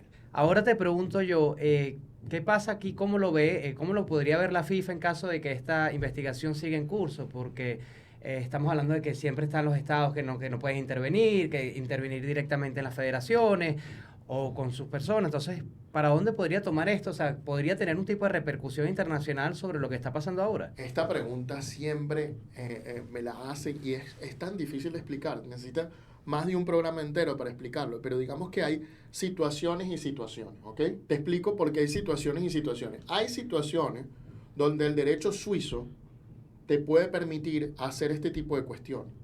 Y luego está el orden público. Y cuando se trata de casos penales, estamos involucrando el orden público. FIFA no se puede meter, como no se metió en el FIFA Gate, por un tema de casos penales, como no se ha metido en temas de impuestos, en casos que han pasado en Bolivia, con serias deudas que ha tenido la Federación Boliviana de Fútbol con el fisco boliviano. Y la FIFA ha terminado ayudando a pagar los impuestos de la Federación Boliviana. Hay ciertos temas de orden público donde la FIFA no está por encima de esto. Los casos penales, FIFA no está por encima de ellos. FIFA no le puede decir a un país a quién puede meter preso y a quién no. Eso está fuera de sus competencias. Más allá de que sea una detención arbitraria o no, una detención de derechos humanos o no. Entonces, yo dudo mucho que FIFA pueda hacer algo en el tema de Agustín Lozano, y fíjate tú que no lo está haciendo. Muy diferente a lo que está pasando con Argentina y la Sociedad Anónima Deportiva, donde FIFA sí se ha pronunciado directamente en un tema que afecta directamente internamente la forma de regirse y de regularse su federación. Pero bueno, volvamos rápidamente a los 14 hechos que están haciendo que el presidente de la Federación Peruana de Fútbol, Agustín Lozano, sea investigado por la Fiscalía Peruana. Son 14, es imposible explicarlos todos al detalle, es una decisión de 600 páginas. Vamos a hacer el favor de que esta corte del video lo vamos a dejar en nuestro WhatsApp entre tantos medios, pero en el único sitio que ustedes van a conseguir la decisión entera del juzgado otorgando las medidas a la Fiscalía va a ser en nuestro WhatsApp, así que los invito a entrar a nuestro canal de WhatsApp, va a estar aquí abajo, ¿ok? Los 14 hechos son los siguientes. Primero, conflicto de intereses en los derechos televisivos. Voy a resumirlo, no voy a hablar de forma detallada porque no da tiempo, pero básicamente lo que ocurrió es que el presidente de la Federación Peruana de Fútbol nombró a un señor que tiene apellido Raffo, Joel Raffo, en la comisión que se encargaba de negociar los derechos televisivos, y además se contrató con una empresa intermediaria que se llama 1190 Sports para que negociara directamente y asesorara a la federación en la intermediación de la venta de derechos deportivos, que tiene a otro familiar de Joel Raffo que se llama Diego Fernández Delgado Raffo, muchos Raffo incluidos, ¿no? Y después se le compran los derechos televisivos, los compra TMF Fiduper y Sport La Liga 1 SA, y el representante de estas televisoras se llama Julio Carlos Llanela Raffo. Entonces, Raffo en la federación, Raffo en el intermediario y otro Raffo en el lado de la compañía. Entonces, por esa razón, pareciera que estos tres Raffos son familia, y por esa razón la Fiscalía piensa que hay un conflicto de intereses en esta cuestión. Ese es el primero. Hubo también modificaciones a los reglamentos deportivos, porque hubo varios clubes que se opusieron a esta venta de derechos televisivos, y entonces modificaron los reglamentos deportivos supuestamente para sancionar a aquel club que haga difícil que las compañías televisivas ya contratadas por la federación sean las que transmitan. Esto pasó en uno de los partidos, y ese retraso llevó a que se penalizara al club que impidió la transmisión de esto. Luego se hizo varios aportes económicos sin objeto alguno, supuestamente, como hecho 3, y supuestamente se dice que es para votos y respaldo al presidente Agustín Lozano. También supuestamente se dice que el presidente Agustín Lozano gestionó logística y viaje para un montón de personas para los partidos de la selección de Perú, partidos de clasificatorios a Qatar 2022 como tal, donde dio alojamiento y alimentación. También supuestamente impidió que se realizara una auditoría forense cuando el antiguo presidente Edwin Lozano salió de la federación. También se le acusa de haber contratado abogados y los contrató por la federación supuestamente para defender intereses personales de la junta directiva de la federación. También se le atribuye el uso indebido de instalaciones deportivas porque dejó que en hoteles deportivos durmiera personal de la federación que no eran los que estaban destinados a dormir allí. Ese lo encuentro un poco extraño, pero bueno, entiendo que la fiscalía trata de meter todo para ver con qué agarra. También se hizo adelantos monetarios de derechos televisivos solo a 4 clubes del fútbol peruano, supuestamente. También, además de eso, él compró deudas que tenían clubes de fútbol peruano con el sindicato de futbolistas peruanos. Es decir, los clubes deben esto a los jugadores, bueno, yo compro esas deudas. Es decir, que la federación pagó las deudas salariales de los jugadores y la federación quedaba en deuda con los clubes. Era su nuevo deudor y los clubes después no reportaban supuestamente los pagos. Se dio apoyo económico a personas como Hugo Vizcardo y Herrera, supuestamente después para cuestiones médicas y supuestamente después no se le pidió que devolviera el dinero. Le condonó deudas a un club como Ayacucho y supuestamente no se entiende por qué. Todo supuestamente porque esto es una investigación abierta. Hubo la transferencia de un vehículo a la Liga Departamental de Amazonas, no se entiende por qué y tampoco pidieron el vehículo de vuelta o el dinero de vuelta. Se dio apoyo económico supuestamente que por COVID-19 a ligas departamentales y no se explica verdaderamente la razón de por qué. Yo lo entendería un poco más, pero bueno.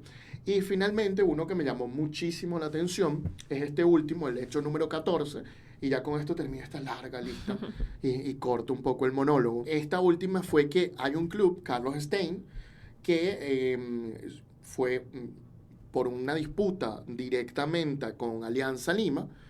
Alianza Lima fue en el año 2020 relegado a segunda división. Alianza Lima demandó en el Tribunal de Arbitraje Deportivo, demostró que los puntos que tenía Carlos Stein no eran correctos y el Tribunal de Arbitraje Deportivo ordenó que 2 puntos de Carlos Stein se le devolvieran a Alianza Lima y con eso Alianza Lima regresó a primera división en el año 2021. Ese no es el problema, en lo absoluto. El problema es que después de esta derrota en el TAS, la federación le entregó supuestamente $250,000 al equipo Carlos Stein por esta derrota que tuvo en el TAS, sin explicar mucho por qué, en una indemnización que Carlos Stein le tenía que pagar a Alianza Lima. La federación lo ayudó con este dinero y supuestamente no le ha pedido el dinero de vuelta. Estas son las 14 cosas que le están imputando a estos 8 detenidos en Perú, los Galácticos. Wow, una lista bastante extensa de delitos y obviamente recordemos que esto se encuentra en una investigación. Obviamente la Fiscalía, el Ministerio Público de Perú va a apostar por la mayor cantidad de cargos que se le puedan imputar a estas personas porque bueno, así es la manera de actuar, ¿no? Pero recordemos que esto es en el ámbito público. Ministerio Público del Perú investigando a la Federación Peruana de Fútbol y a sus integrantes. Pero ahora, Antonio, probablemente una de las preguntas que también tengan las personas que nos vean es qué puede hacer FIFA en este caso. Porque si bien no he visto ningún comunicado de FIFA sobre esta situación, oye, también tenemos que tener en cuenta que pudieran actuar en contra de estos integrantes de la Federación Peruana de Fútbol porque probablemente si se hace una investigación, incluso puedan salir salpicados en el ámbito privado. ¿Con qué me refiero? Que dependiendo de los cargos, ¿no?, que se están averiguando, oye, pudiera hacerse también una investigación en el ámbito privado, desde la Comisión de Ética de FIFA, para ver si efectivamente hay también otras faltas privadas que pudieran haber cometido estas personas. Y me viene a la mente malversación de fondos, conflicto de intereses, abuso, falta del deber de lealtad, ¿no?, con respecto a sus funciones. Y pudiera entonces verse también implicados en una investigación por parte de la FIFA, por parte de la Comisión de Ética, y hasta suspenderlos también definitivamente de sus cargos, porque si bien ahora están evidentemente detenidos de forma preventiva, oye, eso no evita de que del ámbito privado también se les haga una investigación a estas personas. Totalmente, estoy 100% de acuerdo contigo. FIFA debería iniciar una investigación, pero yo creo que FIFA va a esperar a qué termina de suceder con la investigación de la Fiscalía. En ese sentido, básicamente, lo que tenemos que esperar es cuál es la conclusión de la Fiscalía, si la Fiscalía acusa o no. Le dieron prácticamente 15 días recluido, más una serie de medidas cautelares para allanar bienes, confiscar documentos, confiscar objetos, etcétera, etcétera. Hay por ahí 2 o 3 medidas que no la dieron, pero bueno, imagínate tú, la Fiscalía ya tiene 600, un informe, o la decisión tiene un informe de 600 páginas, lo que significa que hay muchísimas pruebas. Eso no te dice nada al final, porque pueden ser 600 pruebas malas, pero hay que esperar. Y yo creo que FIFA, cuando termine esta investigación, debería acercarse a la Fiscalía peruana y pedirle esos documentos a la Fiscalía peruana como tal. Capaz las personas que nos están escuchando, nos están observando, piensan en las eliminatorias, teniendo en cuenta lo que ya mencionaron, que es un asunto penal.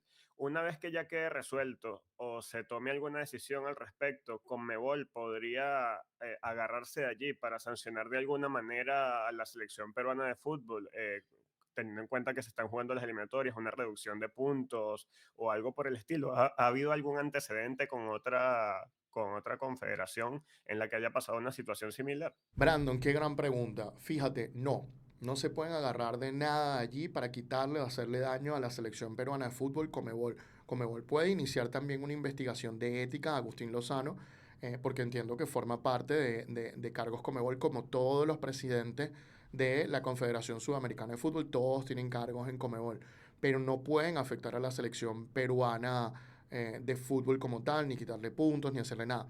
Pero ya la selección peruana de fútbol como tal está siendo afectada. Tanto así que ya han salido varios jugadores que piden, Paolo Guerrero, Cuevas, han salido a decir que por favor que se aclare el problema. Por ejemplo, te leo las palabras de Paolo Guerrero. Como futbolista peruano quiero referirme a la situación compleja que está viviendo Agustín Lozano y Joel y demás involucrados. Es imperioso que todo este inconveniente se resuelva lo antes posible y se respete el debido proceso por el bien de todos, principalmente el de las familias involucradas. Salió Carlos Zambrano, otro jugador de la selección peruana.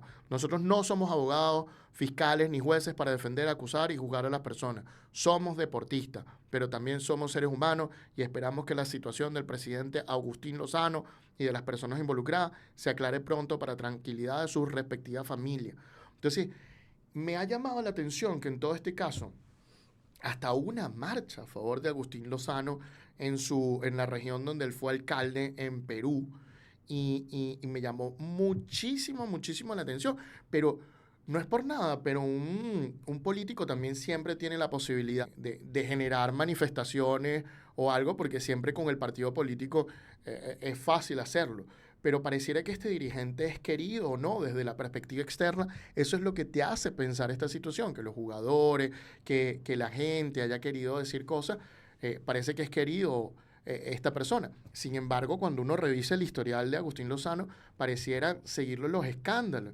En la compañía de aguas que trabajó hubo varios escándalos. Incluso supuestamente hubo materiales que no se pagaron, que se pagaron y nunca llegaron, empleados descontentos, luego en otras empresas que estuvo empleados descontentos. Siempre como que donde fue hay escándalos que lo persiguen, pero también esto es normal hasta cierto punto en los políticos, ¿no? Porque siempre tus rivales van a tratar de atacarte de alguna forma o de otra. Entonces, ¿qué es verdad? ¿Qué es mentira? ¡Wow! ¡Qué difícil establecerlo aquí! Yo quiero ir directamente a otras preguntas que me falta por responder, y es, ¿qué va a pasar después de los 15 días? Bueno, después de los 15 días, la Fiscalía, antes de que se cumplan esos 15 días, debe acusar o no a Agustín Lozano, y ahí, después de esa acusación, el tribunal debería decidir si este juicio se va a llevar detenido o se va a llevar en libertad para estas personas o no, dependiendo de si creen que hay peligro de fuga o no. Una vez que eso pase, si el tribunal admite básicamente esta acusación y procede el proceso, etcétera, etcétera, luego empieza un proceso donde se van a debatir los argumentos de la fiscalía, la otra parte va a tener la oportunidad de responder, va a venir un periodo probatorio, unas conclusiones y se va a tomar una decisión a ver si es culpable o no Agustín Lozano como tal. En ese sentido, la siguiente pregunta que me quedé muy interesado en investigar es quién es el siguiente presidente de la Federación Peruana de Fútbol, porque queda acéfala, ¿no? Y en este momento, tanto es así que ya Fossati, que creo que es el director técnico de Perú, ya empezó a decir que el partido que iban a jugar este viernes contra Chile estaba siendo dificilísimo organizar, porque de un momento a otro perdiste a la cabeza. Y es que yo creo que Perú, si venía mal en las eliminatorias, oye, ahora probablemente va a ir a peor, porque este tipo de acciones siempre repercuten en la parte deportiva como tal de cualquier selección. Lo vivimos en Venezuela y lo vivimos en todos lados. Y en este sentido, me llamó la atención que el artículo 42 de los estatutos de la Federación Peruana de Fútbol te dice que cuando el presidente esté ausente, y la palabra ausencia se entiende como ausencia temporal, entonces será el vicepresidente primero quien ejercerá su función. Pero entonces nos vamos al artículo 36 y no te dice que hay vicepresidente primero. Te dice que hay un presidente y un vicepresidente de fútbol profesional y uno de fútbol aficionado. Si lo leemos en ese orden, tenemos que entender que el de fútbol profesional es el primero. Pero son conceptos jurídicos que no están enarbolados uno con el otro. Y en ese sentido, el vicepresidente primero sería Arturo Ríos, quien se desempeñaría en el cargo mientras Agustín Lozano enfrenta esta situación. Y sin embargo, me quiero referir nuevamente al artículo 36, porque en los estatutos de Perú, de la Federación Peruana de Fútbol, aparecen dos conceptos jurídicos, ¿no? Uno es la ausencia y otro es la vacancia. La ausencia pareciera ser la temporal y la vacancia pareciera ser la absoluta. Y en este sentido hay una norma en el artículo 36 que dice: un cargo se considera vacante por defunción, por renuncia, por enfermedad que lo inhabilite para desempeñarse en sus funciones de modo permanente, o, y aquí es donde viene lo divertido, si un miembro de la junta directiva no asiste a ninguna de sus reuniones durante un periodo de 6 meses. Lo que significa que el tiempo está corriendo para Agustín Lozano. Y si en 6 meses no se presenta a una reunión de la junta directiva, es probable que el cargo quede vacante y dentro de 6 meses, si este proceso continúa, si luego de los 15 días prorrogan esta prisión, si queda detenido durante este tiempo, es probable que para el año que viene, si transcurren 6 meses, tenga que hacerse una elección para un nuevo presidente de la Federación Peruana de Fútbol y de los otros miembros de la Federación Peruana de Fútbol que fueron detenidos como tal. Teniendo en cuenta esto, la pregunta es para ustedes. ¿Les parece a ustedes que Agustín Lozano es una buena persona? ¿Es una mala persona? ¿Hay corrupción en la Federación Peruana? ¿No hay corrupción en la Federación Peruana? ¿Cómo lo ven ustedes? ¿Cómo ven esta investigación de la Fiscalía? ¿La ven propicia? ¿No la ven propicia? ¿Cuál es su opinión? Déjennoslas en la caja de comentarios. Y bueno, señores, con esto hemos llegado al final del programa del día de hoy. Muchísimas gracias por acompañarnos el día de hoy. De verdad que sí.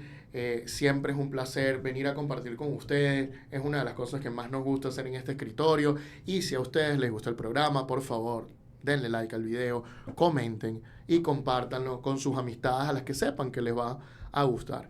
Además, suscríbanse y denle a la campanita porque siempre estamos produciendo más contenido de este tipo.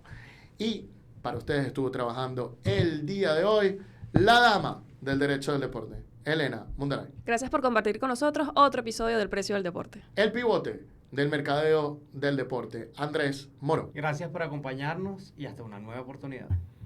Y por supuesto, el mago del diseño y la identidad del deporte desde Uruguay, Brandon Buque. Muchas gracias y nos vemos hasta la próxima. De su anfitrión, Antonio Quintero, siempre muy agradecido con ustedes. Muchísimas gracias. Chao, chao. Nos vemos en otra edición de El Precio del Deporte.